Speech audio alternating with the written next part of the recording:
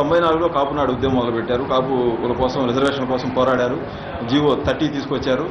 తర్వాత మీరు మళ్ళీ పోటీ చేశారు. దాదాపు 22-23 ఏళ్ల నుంచి ఈ మాట మీరు ఎత్తలేదు.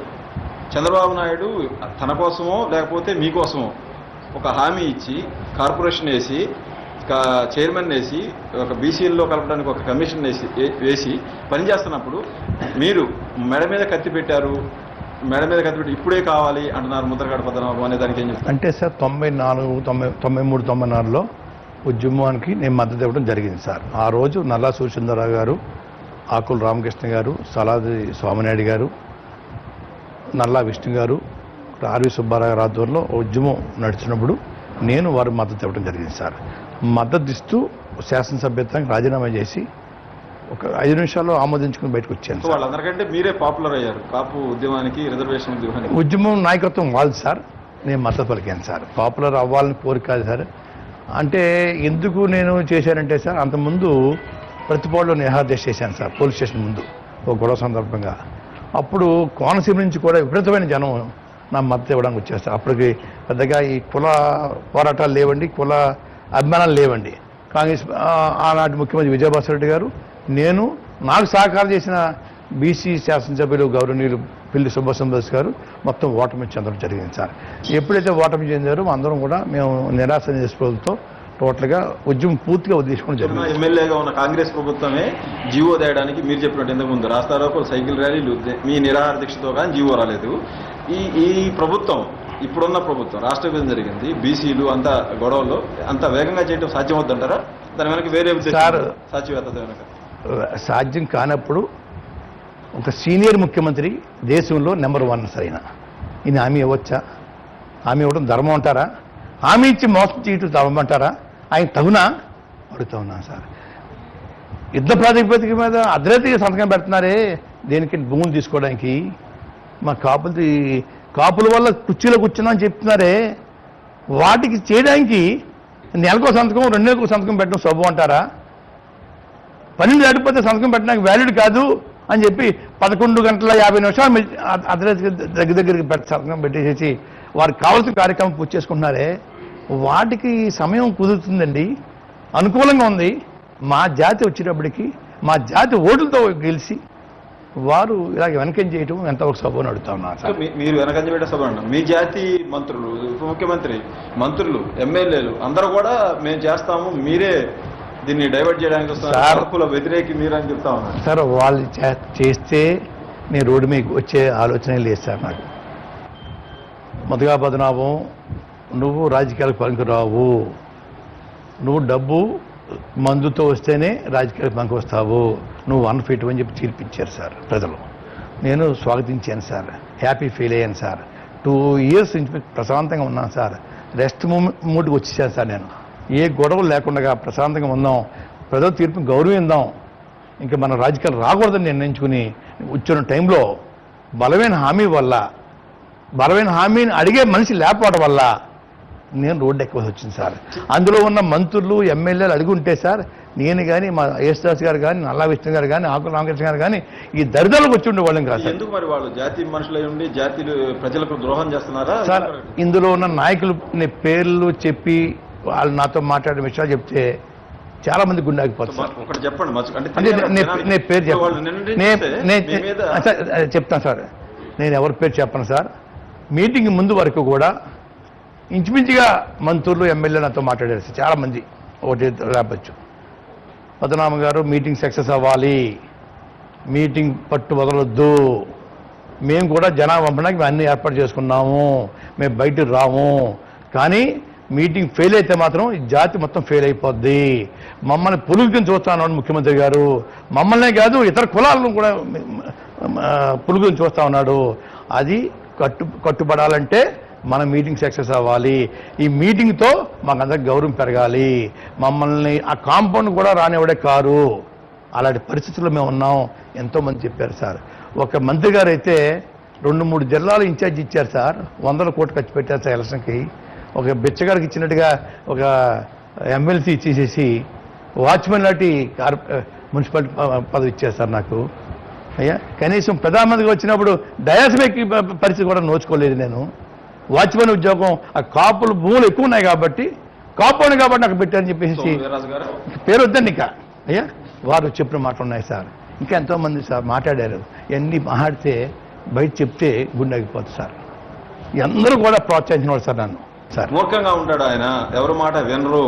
మీ పక్కన ఉన్నవాళ్ళు పక్కన ఉండడానికే పరిమితం, ఆయన నిర్ణయాలకు ఆయనే బాధ్యుడు, అర్థం కాదని అంటారు. అది ఇంతమంది మీ మీద ఆశలు పెట్టుకొని ఉన్నప్పుడు మీ ఒక్కడి నిర్ణయాలు ఇంత ఈ జాతికి నష్టం కలిగించిన సందర్భాలు లేవో? మొన్న చేసిన దీక్ష సార్ మూర్ఖంగా ఉన్న మనిషి అయితే ఒక మెట్టు కాదు 10 మెట్లు దిగిపోయింది సార్. ముఖ్యమంత్రి గారు సానుకూలంగా స్పందించినప్పుడు మూర్ఖంగా ఉంటే దిగను కదా సార్. నేను కొన్ని విషయాల్లో దిగడం కూడా మీ వాళ్ళకి చాలా మందికి నచ్చలేదు. దిగకపోతే దిగలేదన్నారు, దిగితే నచ్చలేదన్నారు. చివరిదాకా తెలుసుకోవాల్సింది అని ఆ మాట కూడా అన్నాయి సార్. కొంతమంది మీటింగ్ ముందు వరకు జగన్ గారికి అమ్ముడైపోయాడని చంద్రబాబు నాయుడు గారు విపరీతమైన ప్రచారం చేయించారు సార్. అయిపోయిందండి. ఏమండి ఇప్పుడు చెప్తారు ఉండండి. దేశ అయిపోయిన తర్వాత తెలుగుదేశం అమ్ముడైపోయిందని చెప్పి మన చంద్రబాబు నాయుడు గారు మళ్ళీ ఇంకో ప్రచారం చేయించారు సార్. ఎమ్మెల్సీ కోసం, రాజ్యసభ కోసం జాతిని అమ్మేసాడు, తాకబెట్టేశాడు అని ప్రచారం చేయించింది కూడా ఈయనే సార్ బాబు గారే. మళ్ళా ఎప్పుడైతే హామీలు తిరుగు మనం పడుతున్నాయో అప్పుడు మళ్ళా నేను రోడ్డు ఎక్కుతుంటే అమలాపురం ఫస్ట్ స్టేట్మెంట్ ఇచ్చాను సార్ మొన్న. మీ ఛానల్కి అనుకుంటాను బహుశా అండి. ఇచ్చిన తర్వాత మళ్ళా జగన్ గారికి అమ్ముడైపోయి ఉన్నారండి. నా రాజకీయ జీవితం అంతా లేదు జగన్ గారు వయసు అండి. నేను రాజకీయాలు వచ్చిన జగన్ గారు ప్రపోజల్ పెట్టారా? మీకు ఇష్టం లేదు ఆయన ఏమన్నా రాజ్యసభ ఇవన్నీ వచ్చే సార్. ఏ ప్రపోజల్ పెట్టారు సార్? పద్మనాభం నువ్వు ఎమ్మెల్సీగా రాజ్యసభ ఉండాలన్నారండి. జగన్ కదండి, అధికార పార్టీ అండి. నేను అన్నానండి, నాకు ఈ ఉపకారం చేయకండి సార్. ముఖ్యమంత్రి గారు ఇచ్చిన హామీ బీసీలో కలిపి రిజర్వేషన్ కల్పించి కార్యక్రమం చేయండి, నేను చాలా ధన్యనవుతాను. ఆయన బేరం పెట్టారు సార్. జగన్ సార్ వైఎస్ గారు అంటే నాకు ప్రేమ సార్. ఆయన ముఖ్యమంత్రిగా ఉన్నప్పుడు కాదండి, ఎంపీగా ఉండగా నేను పులి బోస్ గారు అలాగే బుల్లబ్బారెడ్డి గారు కలిసి ఉండేవాళ్ళం సార్. వారు అసంతృప్త గ్రూపులో ఉన్నప్పుడు కలిసి ఉండేవాళ్ళు ఉండి ఎన్నో సందర్భాల్లో 4-5 సార్లు పద్మనాభం గారు ఆర్థిక కష్టాలు ఉన్నామంట, చెప్పండి లాగేద్దాం అనేవారండి. సార్ మీ అభిమానం ధన్యవాదాలు.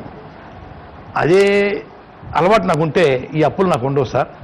మీ అభిమానం మర్చిపోను సార్, నాకు వద్దండి. 4-5 సార్లు ఇప్పించేశాను సార్. అది నా అభిమానం అంతే. ఇంక వెళ్ళి వేరే ఎప్పుడూ ముఖ్యమంత్రిగా ఉండగా ఒక పనికి వెళ్ళేసాను నేను. అలాగే వైఎస్ గారి మాటలు గుండెకి అతుక్కుపోయాయి సార్. ఆ అభిమానంతో జగన్ గారు ఓదార్పుకండి, పద్మనాభం గారు మీరు ముందుండి చేయాలని వారు కోరారు సార్. కోరితే నేను చేయడం జరిగింది సార్. వారి పార్టీలోకి వెళ్ళలేదు సార్, వారి పార్టీ సభ్యత్వం లేదు సార్. ఓన్లీ ఆ ఓదార్పు చేసేసాను. నేను ఇమ్మలేక బయటకు వచ్చేసాను సార్. సీట్ అడిగారు మీరు అడిగిన సీట్ ఇవ్వలేదు జగన్, అందుకోసం ఆ టాక్సే లేవు సార్. అట్లా పార్టీ పెట్టలేదు సార్. నేను బయటకు వచ్చేసేటప్పటికి ధర్మిలా అండి మన నిహాదేశ్లో వారు ఫోన్ చేసి మాట్లాడతానని చెప్పి కవర్ పెడితే నేనేమన్నానంటే అండి ఇప్పుడు మాట్లాడినాం దేశంలో ఉన్నప్పుడు అని చెప్పి కవర్ చేయడం జరిగింది సార్. రాష్ట్ర విభజన తర్వాత కాపులకు ప్రాధాన్యత పెరిగింది. పద్మనాభం సెకండ్ ఇన్నింగ్స్ కోసమే ఇది తీసుకున్నారు అనే దానికి మీరు సమాధానం చెప్తారా? సార్ రాజకీయాలకి పనికి రావని పని తీర్పించిన సెకండ్ ఇన్నింగ్స్ థర్డ్ ఇన్నింగ్స్ ఏంటి, వయసు అయిపోయింది ఇన్నింగ్స్ ఏంటి సార్. మీ ఫ్యామిలీ తరఫు నుంచి కూడా ఎవరు లేరు కదా, మీ ఎమ్మెల్యే మీరు ఎమ్మెల్యే ఎంపీ ఇప్పుడు ఎవరు లేరు కదా మీ వారసు. ఇంకా ఆ కోరిక లేదు సార్. ఈ వాతావరణానికి మీరు సెట్ అవ్వండి, డబ్బు కావాలి, రిజర్వేషన్ల సాధన తప్ప కాపు జాతికి నా చేతనైన సాయం చేయాలి, ఆఖరి రోజుల్లో వయసు మీదకి వచ్చింది అనే ఆలోచనతో అది కూడా బలమైన హామీ ముఖ్యమంత్రికి ఇచ్చారు కాబట్టి ఒట్టుకు మీద వచ్చింది తప్ప వారు హామీ ఇచ్చి ఉండకపోతే సార్ ఇంకా ప్రశాంతంగా ఇంట్లోకి వచ్చింది సార్. నా జాతి అంటున్నారు. పిఠాపురంలో హైయెస్ట్ పాపులేషన్ కాపులు, అక్కడ మీరు ఓడిపోయారు. దానికి కారణం ఆ రోజు చిరంజీవి గారి పార్టీ అండి. చిరంజీవి గారు ముఖ్యమంత్రి ప్రచారం చేయడం వల్ల నాకు ఆ రోజు ఆ నష్టం జరిగింది. ఉద్యమంలో కాపు రిజర్వేషన్లకు సంబంధించి ఉద్యమంలో ఒక అడుగేని చిరంజీవి అంట అన్ని అడుగులు వేశారు. ఉద్యమం మొత్తం ప్రాణాలు తీసుకోవడానికి సిద్ధపడి మీ వెనక ఎందుకు నమ్మట్లేదు అంటే కాపులు ముఖ్యమంత్రి రావాలంటే చిరంజీవి గారికి ఆ స్థాయి ఉంది అనే అభిప్రాయంతో జనం అందరూ అటు మొగ్గారు సార్. చంద్రబాబు మీద ఏమైనా కోపం ఉందా సార్ మీకు వ్యక్తిగతంగా? నాకు ఎవరి మీద వ్యక్తిగతంగా కోపం సీట్ ఇస్తామన్నారు వాళ్ళు, మీరు ఒక సీట్ అడిగారు.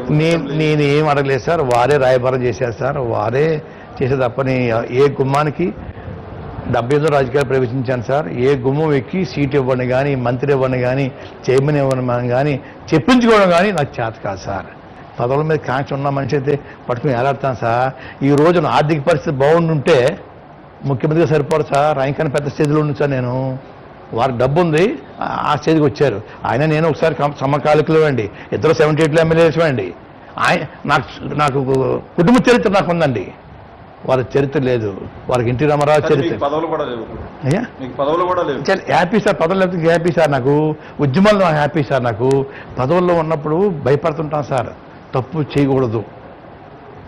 ఎప్పుడన్నా నేను నిలకడ లేకుండా వెళ్తున్నాను అనిపించింది సార్? 78లో జనతా ఎమ్మెల్యేగా, 83లో టీడీపీ ఎమ్మెల్యేగా రాజీనామా చేసి డ్రైనేజ్ బోర్డు చైర్మన్గా, మళ్ళీ మంత్రిగా రాజీనామా చేసి మళ్ళీ టీడీపీలో చేరి మళ్ళీ కాంగ్రెస్లో చేరి ఇలాంటి నేను చేరలేదు సార్, చేర్చుకున్నా సార్ వాళ్ళు. నేను ఏ పార్టీలోకి అయ్యా నాకు మీ పార్టీ సభ్యత్వం ఇప్పించండి అయ్యా, బెచ్చి పెట్టండి అయ్యా, ఇప్పుడు అడుక్కోలేదు సార్. తప్పుడు సంపాదన సూటితనమే కొంత నష్టం కూడా చేసినట్టుంది. మీ చుట్టుపక్కల రావడానికి కూడా జనం భయపడేటట్టుగా ఉన్నారు కొంతమంది. ఆ ముక్సూటి తత్వం నా అలవాటు అండి. మిమ్మల్ని ఇప్పుడు చంద్రబాబు నాయుడు ముక్సూటిగా మాట్లాడమంటే మాట్లాడలేదు నేను. ఆయనలాగా అబద్ధాలంటే నేను అనలేను సార్.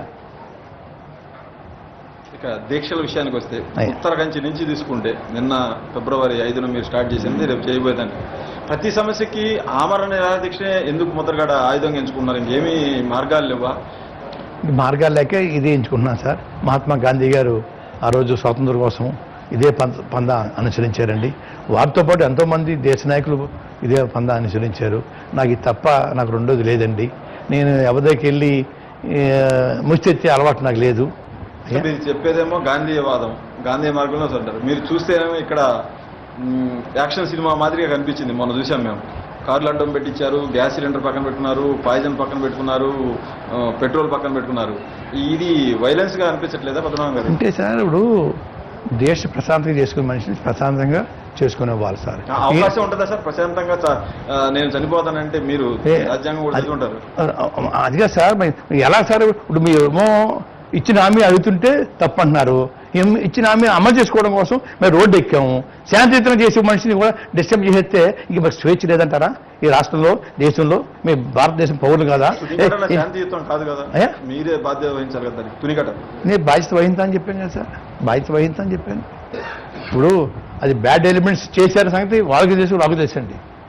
ఊహించలేదా మీరు అలా మధ్యలో వచ్చేసి? నేను రాస్తా రోకల వరకు నా ఆలోచన ఉంది సార్. మీ పిలుపుకి మీకు మద్దతుగా ఇవ్వడం కోసం బొత్స సత్యనారాయణ, కన్నా లక్ష్మీనారాయణ, అంబటి రాంబాబు, ఇలా రాష్ట్రంలో ఉన్న ప్రముఖ కాపు నాయకులందరూ కూడా వచ్చారు. తెలంగాణ నుంచి విహెచ్ కూడా వచ్చారు. కానీ వాళ్ళకి ఎవరికి మీరు మాట్లాడే అవకాశం ఏం లేదు. వాళ్ళకి క్రెడిబిలిటీ లేదనా? వాళ్ళు మాట్లాడే మాటల క్రెడిబిలిటీ లేదనా?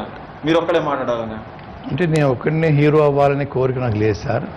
నేను మొదటి నుంచి ఎవరిని పిలవకూడదు, పెద్దల్ని పిలిచి అవమానించకూడదు. మనం ఈ మీటింగ్ తర్వాత రాస్తారకో రైల్లోకో చేయాలని ఆలోచన సార్ నాది. మొదటి నుంచి వారి పాత్ర లేదని ఇక్కడ లేనప్పుడు వారిని పిలిచి అవమానించిన వద్దంటే లేదు పిలిచినా పర్వాలేదు సర్దుకుంటారు అని చెప్పడం జరిగింది సార్. బ్యాడ్ ఎలిమెంట్స్ మా డయాస్ని పాడు చేయాలనే ప్రయత్నం కుట్ర జరుగుతూ ఉందండి. అప్పటికే 4 రోజుల ముందు నాకు రాజమండ్రి నుంచి కవర్ వచ్చింది సార్. వాళ్ళు రాజకీయ ప్రయోజనాల కోసం ఉంచి ఉండొచ్చా? కాపుల్లో ఎవరండి చేస్తే మా పార్టీ కూడా 4 ఓట్లు వస్తాయి.